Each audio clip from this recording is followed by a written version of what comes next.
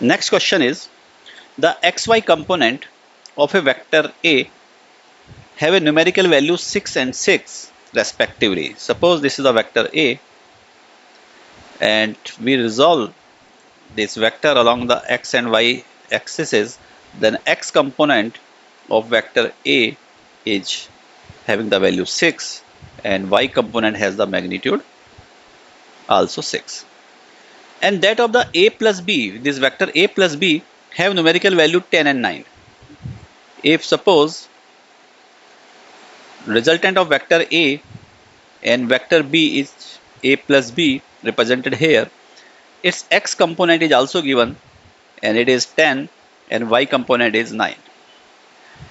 Therefore, the vector B will have the x component and y component as, because this 10 is the sum of the x components of A and B, and because being in same direction we can write it is 10 minus 6, that is equal to 4. Similarly, the y component of B will be the 9 minus 6, that is equal to 3. Hence we can write vector B equal to 4i plus 3j, where I and j are the unit vectors along the x and y axis respectively. Therefore, the magnitude of vector B will be equal to the square root of 4 square plus 3 square, and it is equal to 16 plus 9, that is 25, and it will be 5. So option D is the correct option.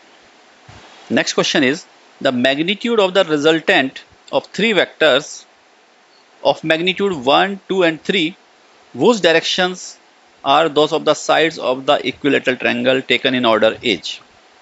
Suppose ABC is an equilateral triangle, and in equilateral triangle each angle is 60 degree and sides are equal. The three vectors having the magnitude 1, 2, 3 are along the sides A, B, BC and CA respectively. So suppose from the point A we draw a vector AB which has the magnitude 1, and from B at an angle of 60 degree another vector is drawn which has the magnitude 2, and this is say point C. From C at an angle of 60 degree third vector is drawn which has the magnitude 3.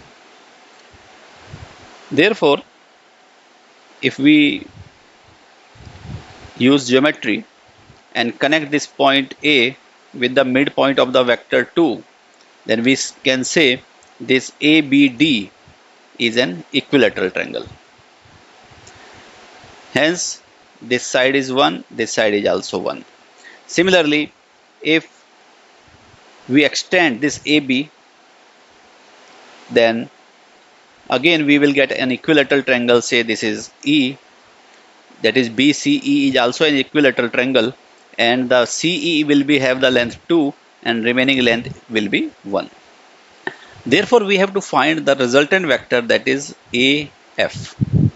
The magnitude of vector AE is 1 because AB is the one of the vector, BC is another vector of the magnitude 2, and CE is another vector of magnitude 2. Hence, the sum of these three vectors AB, BC and CE will be the vector, and it will have the magnitude 1 because equilateral triangle has the sides equal.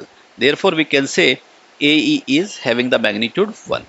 Add this vector AE which has magnitude 1 and vector EF, it also has magnitude 1, and the resultant vector we require is AF.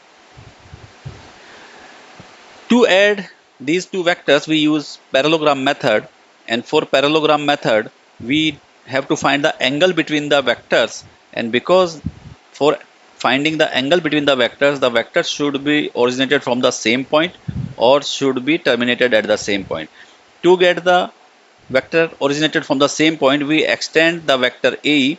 So this vector will be of unit 1, and AEF is also the unit 1, and now angle between these two is 60 degree. Therefore, angle between these two vectors of unit magnitude is 60 degree, and now resultant R will be equal to the P square plus Q square plus 2PQ cos theta. It is the formula where P and Q are the magnitude of the two vectors and theta is the angle between them.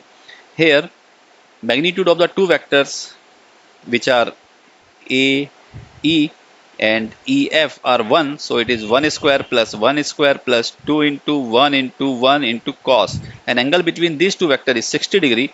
We write it is 60. Cos 60 is 1 by 2, and this 2 get cancelled, so we will get 1 plus 1 plus 1, that is equal to root 3. So we can say the magnitude of the resultant is root 3 units. So option D is the correct option.